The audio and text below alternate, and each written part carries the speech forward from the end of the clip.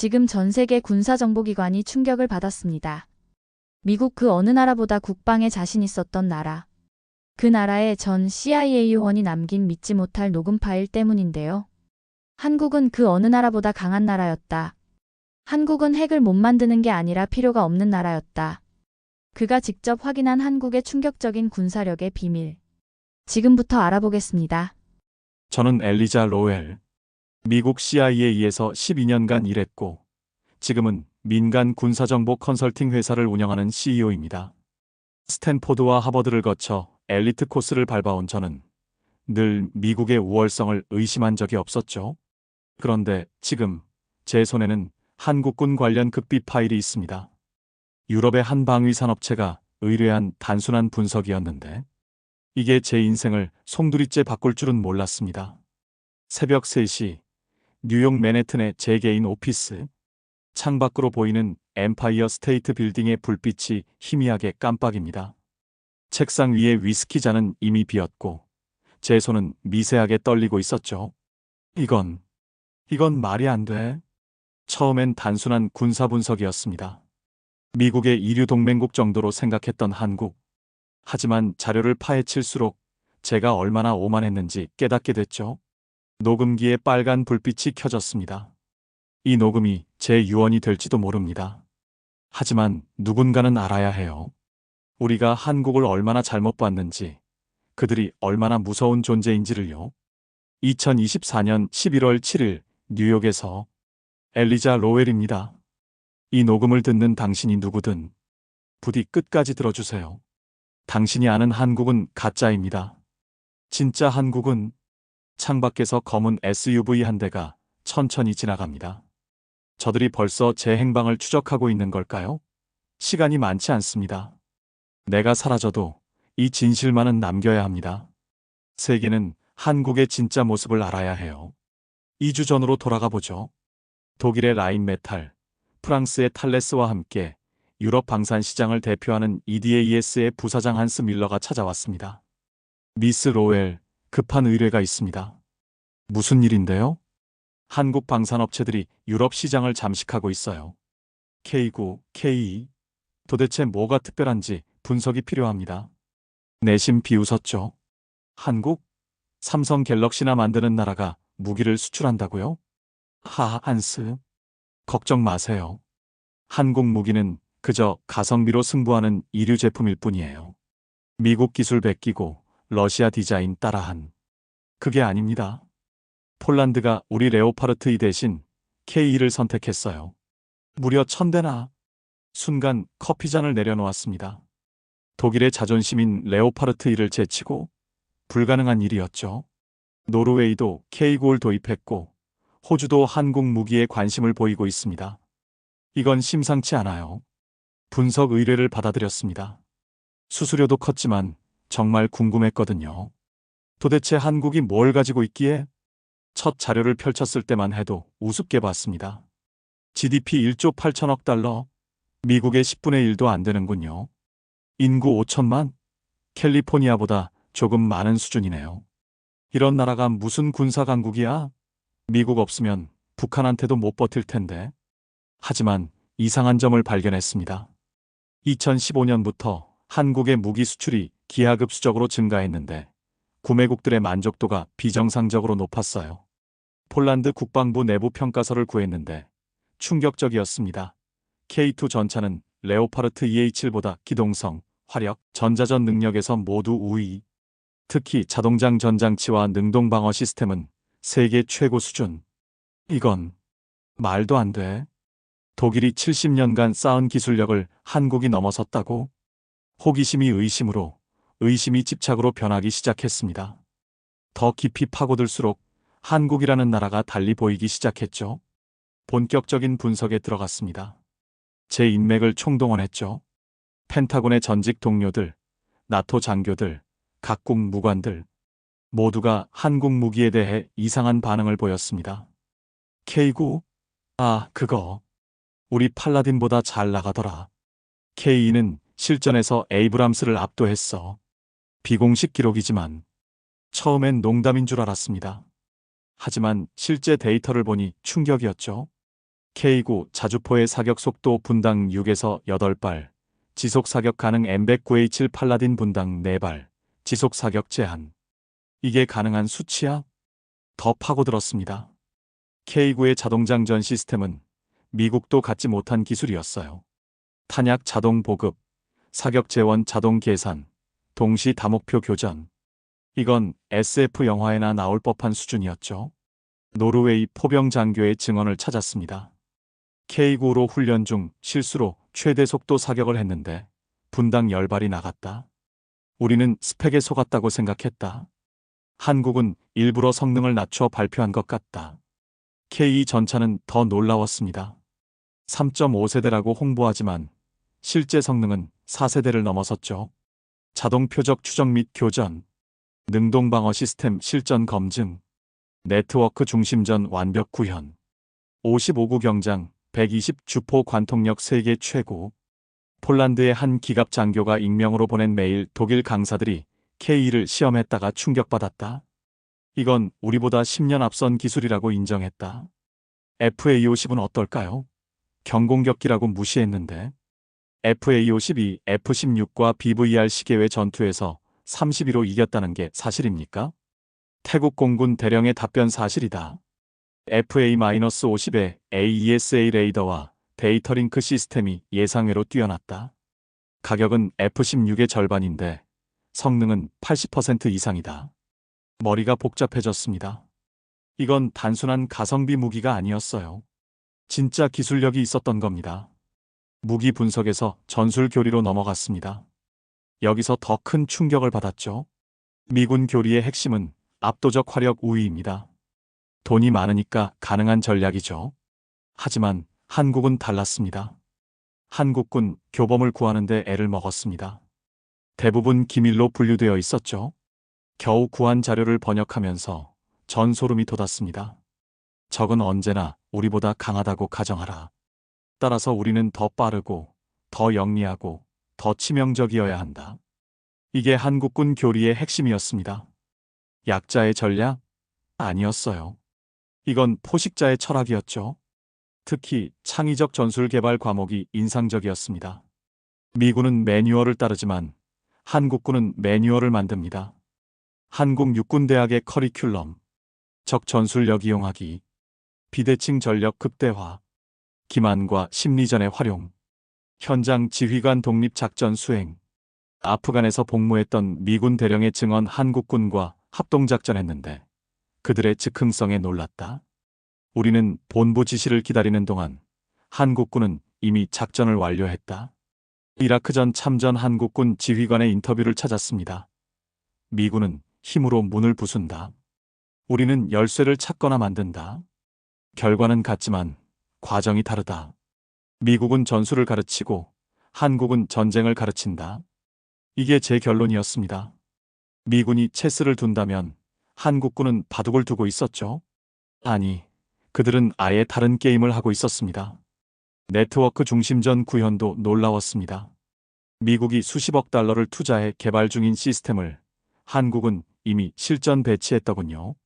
아미타이거 4.0이라는 시스템, 실시간 전장 정보 공유, AI 기반 위협 분석, 자동화된 화력 배분, 분대 단위까지 네트워크화. 한국군 IT 장교의 논문에서 우리는 적보다 숫자가 적다. 하지만 정보 우위로 이를 극복한다. 한 명이 10명의 눈과 귀를 가진 것과 같다. 특수전 분야 분석은 제 자존심을 완전히 무너뜨렸습니다. 전실 훈련을 받은 적이 있거든요. 6개월간 지옥 훈련을 견뎠고 당시 우리가 최고라고 믿었죠. 707 특수임무대대 훈련 영상을 구했습니다. 처음엔 과장된 홍보물이라고 생각했어요. 하지만 이건 인간이 할 수 있는 일인가? 영하 30도에서 알몸으로 눈 속을 구르기. 실도 추위 적응 훈련을 하지만 이 정도는 미쳤다고 할 수밖에요. 일주일 동안 수면 시간 총 6시간. 100kg 완전 군장으로 100km 행군. 실탄 머리 위로 10cm 지점 통과 훈련. 고문 저항 훈련 상세 내용 기밀. 전직 707 대원과의 인터뷰 기록 죽음. 두렵지 않다. 우리가 두려워하는 건 오직 하나, 실패다. 동료를 지키지 못하는 것, 임무를 완수하지 못하는 것. UDT실의 훈련은 더 충격적이었습니다. 미국실이 원조인데 한국 UDT가 더 혹독했어요. 부산 앞바다 야간 침투 훈련 영상 16명이 4km를 완전 잠수로 이동. 수온 영상 5도. 산소통도 없이 오직 제호흡기만으로. 열화상 카메라에도 안 잡혔습니다. 유령이야. 저들은 유령이 틀림없어. 미 해군 특수전 교관의 평가서. 한국 UDT실과 합동훈련 후 느낀 점. 그들은 물에서 태어난 것 같다. 우리가 수영을 한다면 그들은 물과 하나가 된다. 가장 충격적인 건 정신력이었습니다. 훈련 중 사망자가 나와도 중단하지 않는다는 거죠. 2021년 특수전 훈련 중 사망사고 관련 기사 순직 장병, 특전사 전우들이 관을 메고 완주. 그가 못다한 임무를 우리가 완수한다. 지원자는 줄지 않았습니다. 오히려 경쟁률이 올라갔죠. 명예롭게 죽는 것이 비겁하게 사는 것보다 낫다. 한국 특수부대의 모토였습니다. 실에 더 올리이지, 데이 와즈 예스터데이도 멋있지만 이건 차원이 달랐어요. CIA 특수활동부 출신 동료의 증언 2019년 한국 707과 합동작전했다. 그들의 침착함에 놀랐다. 총알이 빗발치는데도 웃으며 농담을 하더라. 이 정도는 훈련보다 편하다고. 제 자존심은 산산조각 났습니다. 우리가 최고인 줄 알았는데 한국이라는 나라가 이런 괴물들을 키우고 있었다니. 전략무기 분석으로 넘어갔습니다. 한국은 핵무기가 없죠. NPT 가입국이고 미국의 해구산 아래 있으니까요. 그래, 결국 핵이 없으면 한계가 있지. 위안을 삼으려 했습니다. 하지만 현무 미사일 시리즈 분석을 시작하면서 전할 말을 잃었습니다. 현무사 사거리 3000km, 탄두 중량 2톤 잠깐, 이건 ICBM급 아닌가? 현무 사거리 5000km 이상 추정, 탄두 중량 8에서 9톤 미친. 이건 괴물이야. CP1 형공산 오차는 더 놀라웠습니다. 현무사가 5m 이내, GPS가 교란되어도 관성 항법과 영상 매칭으로 정확도 유지. 이건 미국의 토마호크보다 정확했어요. SLBM도 보유하고 있었습니다. 도산 안창호급 잠수함, 수직 발사관 10개, 현무 4-4 탄도미사일 탑재, 3000톤급이지만 전략 잠수함 역할, 재래식 탄두로도 전략적 효과를 낸다. 그때 깨달았습니다. 한국은 핵 없이도 북한을 지울 수 있다는 걸요.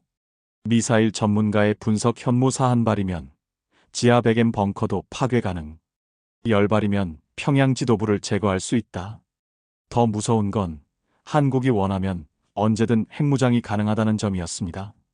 세계 5위 원전 보유국, 자체 우라늄 농축 기술, 재처리 시설 보유 미국 승인하, ICBM급 발사체 기술, CIA 비확산팀 보고서, 한국은 정치적 결정만 내리면 6개월 내 핵무장 가능. 기술적 장벽은 없다. 일본보다 빠르고 이란보다 쉽게. 그런데도 하지 않는 이유는 필요 없으니까. 한국은 이미 재래식 전력만으로 충분한 억제력을 가졌습니다. 오히려 핵을 갖지 않음으로써 더 자유로운 군사 행동이 가능했죠.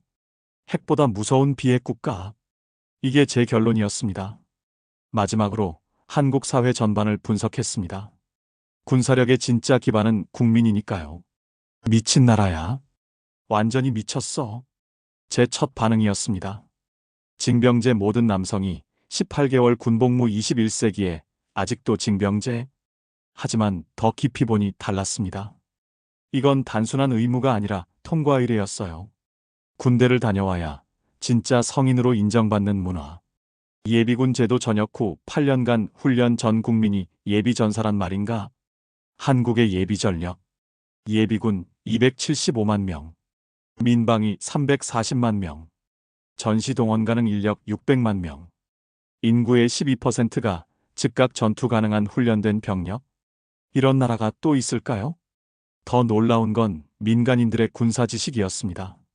온라인 커뮤니티 분석 일반인들이 무기 스펙을 외우고 전술을 논하고 군사 전략을 토론한다. 미국의 밀리터리 매니아 수준을 넘어섰다. 한국 남성 대부분이 K2 소총 분해 조립을 할 수 있고 수류탄 투척법을 알고 화생방 대비 요령을 안다. 이건 국민군이야. 진짜 국민군. 사격 문화도 특이했습니다. 민간 총기 소유는 금지지만 사격장은 번성. 서울 시내 사격장 밀도 뉴욕의 삼배 취미가 아니라 훈련이다. 언제 다시 총을 잡을지 모르니까. 한국 영화와 드라마를 분석했더니 군사물의 비중이 미국보다 높았습니다. 태양의 후예, DP, 군검사 도베르만. 군대 이야기로 로맨스를 만들고 코미디를 만들고 스릴러를 만든다. 군대가 일상인 나라. 교육 시스템도 흥미로웠습니다. 한국 고등학생 교과 과정, 한국사 필수 6.25 전쟁 상세 학습, 통일교육 의무화, 국가안보 특강 정기적 실시. 이들은 태어날 때부터 전사로 키워진다. 가장 인상적인 건 위기의식이었습니다. 경제 선진국이 됐는데도 여전히 생존을 걱정하는 나라. 한국인 설문조사 전쟁 가능성? 78% 있다. 군사력 증강 필요? 85% 필요. 국방비 증액? 72% 찬성. 번영 속의 경계심. 평화 속의 전투 준비. 이게 한국인의 DNA였습니다. 보고서를 완성하고 전 망연자실했습니다. 뉴욕 밤거리를 걸으며 고민했죠. 이걸 공개하면 EDAS는 물론 미국 정부도 충격을 받을 겁니다. 동맹의 재정에 아시아 전략의 수정, 방산 시장의 재편. 너무 많은 것이 바뀔 거예요. 익명의 경고 전화가 왔습니다. 그 보고서 발표하지 마. 너를 위해서야. 누구지? 친구야. 옛 친구. 제발 조용히 넘어가. 하지만 전 이미 결심했습니다. 직접 가서 확인하기로요. 인천공항에 도착했을 때 첫인상은 평범했습니다. 하지만 이제 제 눈에는 다르게 보였죠. 공항 보안 요원들의 동선, CCTV 배치, 숨겨진 방어 시설들. 이 공항 자체가 요새였습니다. 서울로 가는 길 한강을 보며 생각했습니다. 6.25 때 이 강을 건너 도망쳤다고? 그리고 다시 돌아와서 지켰다고? 전쟁기념관을 찾았습니다. 6.25 전사자 명부 앞에서 한참을 서 있었죠. 13만 7천 명. 미군 전사자의 4배. 인구 비례로 보면 40배 이상의 희생. 광화문 광장, 세종대왕상 앞에서 마지막 녹음을 시작했습니다. 저는 엘리자 로웰입니다. 오만했던 미국인이었죠. 하지만 이제 압니다. 한국이 무엇인지, 그들이 누구인지. 지나가는 한국인들을 바라봤습니다. 평범해 보이는 시민들. 하지만 이제 알아요. 저들 대부분이 전사의 훈련을 받았다는 걸. 한국은 양의 탈을 쓴 늑대였습니다. 아니, 그보다 더 무서운 것. 자신이 늑대임을 숨기는 호랑이였죠. 미국은 한국을 지켜줘야 할 동생으로 봤습니다. 하지만 실은 등을 맡길 전우였던 겁니다. 어쩌면 일부 영역에선 배워야 할 스승이었을지도. DMZ 투어에서 본 한국군의 눈빛이 잊히지 않습니다. 70년을 대치하고도 지치지 않는 그 눈빛. 그들은 작은 호랑이가 아니라 이미 깨어난 동방의 사자였다. 보고서는 결국 제출하지 않았습니다. 대신 EDAS에 간단한 답변만 보냈죠. 한국과 경쟁하지 마십시오. 협력하십시오. 그게 살 길입니다. 호텔로 돌아가는 택시 안에서 운전사가 말을 겁니다. 어디서 오셨어요? 미국에서요. 아, 혈맹이시네. 6.25 때 도와주셔서 고맙습니다. 70년 전 일을 아직도 고마워하는 나라. 그런데 이제는 우리를 도울 수 있는 나라. 저도 고맙습니다. 진심이었습니다. 뉴욕으로 돌아온 지금 전 새로운 보고서를 쓰고 있습니다. 제목은 이렇습니다. 한국, 우리가 몰랐던 진짜 동맹. 누군가는 이 진실을 알아야 합니다. 한국이 더 이상 우리의 보호가 필요 없다는 것을, 오히려 우리가 그들에게 배워야 한다는 것을. 마지막으로 한마디만 더 하죠. 한국을 적으로 만들지 마십시오. 인류 역사상 가장 큰 실수가 될 겁니다. 2024년 11월 21일 엘리자 로웰. P.S. 이 녹음을 듣는 당신이 누구든 한국을 다시 보기 바랍니다. 그들은 우리가 생각하는 그런 나라가 아닙니다. 훨씬 더 대단한 나라입니다. 녹음 종료. 에필로그 3개월 후 뉴욕 타임스퀘어의 대형 전광판 CNN 속보가 떴습니다. 폴란드 K 전차 820대 추가 도입 확정. 총 1800대로 유럽 최대 기갑 전력 보유국 등극. 호주 한국산 레드백 장갑차 450대 도입. AS-21 자주포도 검토 중. 사우디아라비아 한국과 500억 달러 규모 방산 협력 체결. 엘리자는 맨해튼 사무실에서 뉴스를 보며 쓴웃음을 지었습니다. 책상 위엔 새로운 의뢰서들이 쌓여 있었죠. 미스 로웰, 한국 방산 기업들과의 협력 방안 컨설팅을 요청합니다. 록히드 마틴, 한국군 교육 시스템 벤치마킹 프로젝트에 참여해 주십시오. 미 육군사관학교, 한국의 예비군 제도 연구를 도와주실 수 있나요? 영국 국방부, 핸드폰이 울렸습니다. 발신자는 제한됨. 여보세요? 미스 로웰, 한국 국방부입니다. 심장이 멎는 것 같았습니다. 당신의 분석력에 감명받았습니다. 우리나라에 와서 강연해 주실 수 있나요? 주제는 외국인이 본 한국 국방력의 진실입니다. 저를 아시는군요. 당신이 DMZ에 왔을 때부터 알고 있었습니다. 그리고 당신이 쓴 비공개 보고서도 읽었고요. 등골이 서늘해졌습니다. 걱정 마세요. 우리는 진실을 알리려는 사람을 막지 않습니다. 오히려 환영하죠. 70년간 숨어있기만 했으니 이제는 조금씩 모습을 드러낼 때가 됐다고 봅니다. 그럼 제가 맞습니다. 당신은 우리가 선택한 메신저입니다. 서구 세계에 한국의 진짜 모습을 알릴 적임자죠. 전화가 끊어졌습니다. 창밖으로 엠파이어 스테이트 빌딩이 보였죠. 한때는 미국의 힘을 상징하는 건물이었지만 이제 엘리자의 눈엔 달리 보였습니다. 세상은 변하고 있다. 그리고 그 중심에 한국이 있다. 노트북을 열고 새로운 글을 쓰기 시작했습니다. 제목 깨어나는 동방의 용 한국 군사력의 진실. 우리는 너무 오랫동안 잘못 봐왔다.